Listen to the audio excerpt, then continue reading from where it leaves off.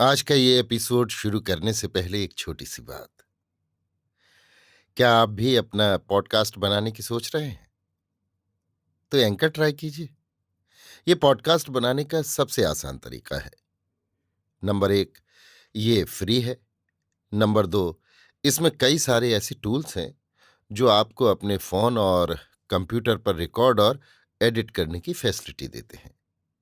Number तीन, आप अपने पॉडकास्ट को डिस्ट्रीब्यूट भी कर सकते हैं, जिससे इसे स्पॉटिफाई और दूसरे प्लेटफॉर्म पर सुना जा सके। तो डाउनलोड कीजिए फ्री एंकर ऐप या विजिट कीजिए anchor.fm पर अपना पॉडकास्ट स्टार्ट करने के लिए। ये तो थी एक छोटी सी जानकारी, और अब शुरू करते हैं एपिसोड का सिलसिला। तो आज के एपिसोड में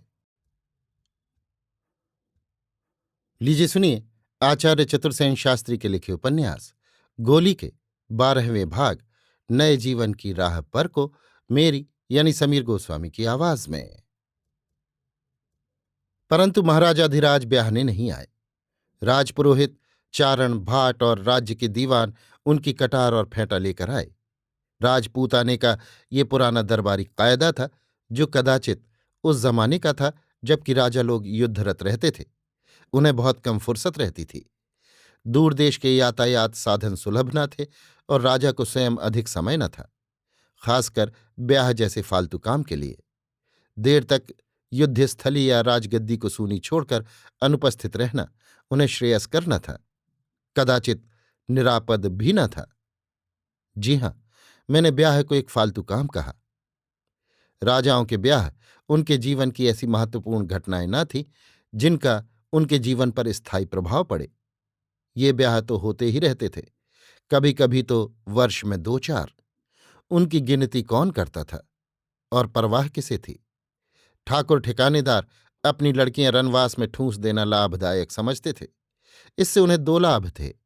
लड़की रानी बन जाती थी और ठिकानेदार को सदा बड़ी बड़ी रियासती सुविधाएं आसानी से राजा से दिलाती रहती थीं।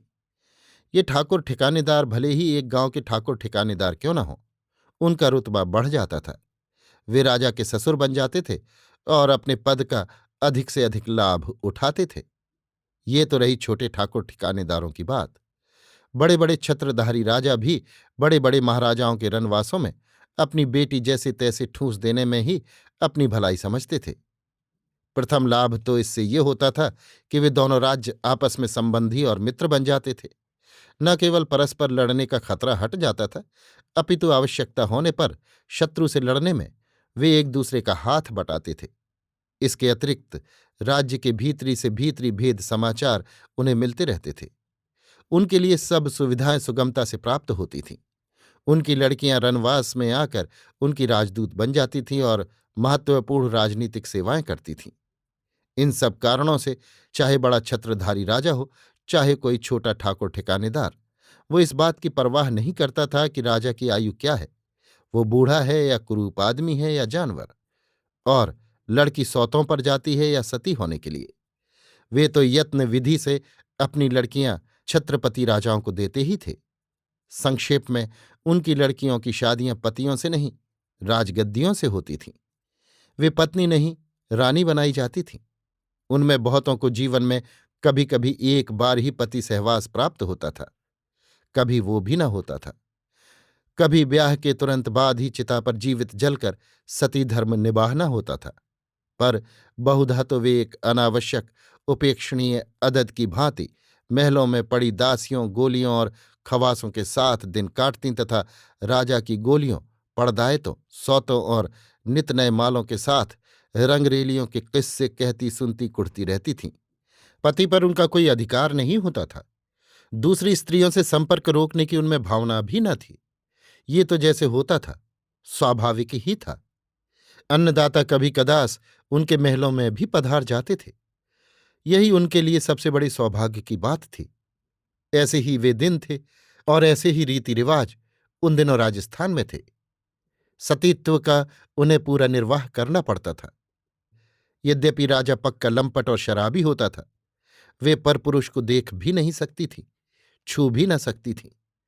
राजा के मर जाने पर उन्हें सती होना पड़ता था। ऐसा भी उदाहरण है कि विवाह के बाद 36 वर्ष वो पति गृह में रही और इस बीच उसने एक बार भी पति का स्पर्श नहीं किया।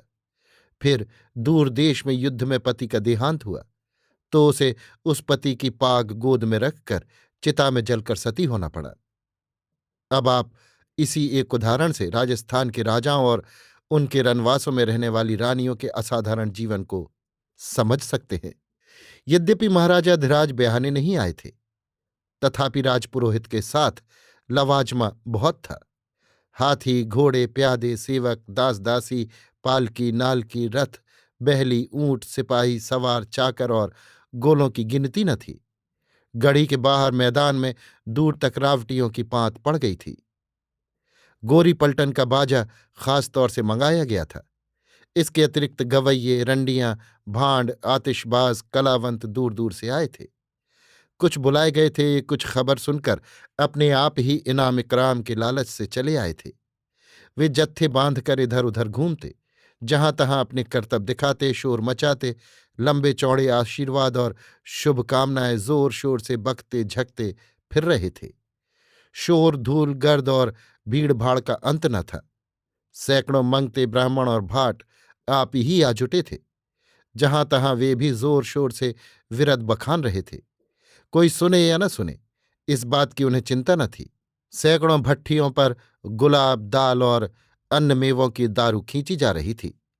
सैकड़ों बकरे मेढ़े काटे जा रहे थे। विविध मांस और पकवान पक रहे थे। उनकी गंध वातावरण में फैल रही थी। दिन भर भिश्ती लोग छिड़काव करते, रात को सैकड़ों नाई खवास मशालें जलाते, पर न धूल का बवंडर दबता था और न अंधकार दूर होता था। अव्यवस्था और भीड़ भाड़ ऐसी थी कि कोई किसी की नहीं सुन रहा था। विधि नियम के अनुसार विवाह सांगोपांग संपन्न हुआ। सब रीति रिवाज अपनाए गए, सब मंगल विधान किए गए, यज्ञ वेदी रची गई, अग्नि प्रदक्षिणा हुई, सप्तपदी हुई, ग्रंथि बंधन हुआ, हथलेवा हुआ। दूल्हे के स्थान पर फेंटा और कटार ने सब कार्यों और रस्मों की पूर्ति की। राजपुरोहित ने सारे अनुष्ठान किए। विशेष बात यह हुई कि कन्यादान के समय मैं और 9 और कुल 10 गोलियां भी दहेज में दे दी गईं। हमें भी एक विशेष प्रकार के वस्त्र पहनाए गए। हमसे भी गृह देवताओं का पूजन, उपवास और षोडशोपचार कराया गया। एक प्रकार से हमारा भी उस फेंटे और कटार के साथ आधा विवाह संपन्न हो गया। पूरे 10 दिन बारात की पहुनाई हुई। दाता ने कुंवरी को बहुत सा धन, रत्नमणि दहेज में दिए। हाथी, घोड़े, दास दिए। वर पक्ष की ओर से घर के सब सेवकों को सरोपाव, सोने चांदी के कड़े और नकदी भी इनाम में दी गई। राजपुरोहित को घोड़ा और चारण को हाथी दिया गया। इस प्रकार धूमधाम से कुंवरी का विवाह संपन्न हुआ। कारचोबी के काम की पालकी में कुंवरी की सवारी चली। उसके पीछे दहेज में दी गई हम 10 गोलियों की 10 डोलियां चलीं। डोलियों के पीछे सुखपाल पर राजपुरोहित, हाथी पर दीवान और घोड़ों, बहली और रथों पर दूसरे सरदार, कर्मचारी और सैनिक चले। सबसे आगे ऊंटों पर धौंसा बजता चला, सबसे पीछे घुड़सवार और पैदल पलटन।